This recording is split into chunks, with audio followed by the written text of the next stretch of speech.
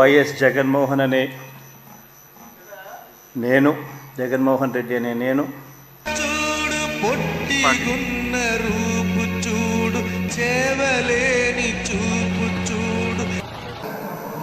ఈ రోజున వాళ్ళకి 11 సీట్లకు పరిమితమయ్యారు. ఈరోజు లేరు, ధైర్యం లేదు వాళ్ళకి. విజయాన్ని తీసుకోగలిగారు కానీ ఓటమి కూడా ధైర్యంగా కూర్చుకునే వాళ్ళకి స్థాయి లేదు. వాళ్ళకి పారిపోయారు ఇక్కడి నుంచి.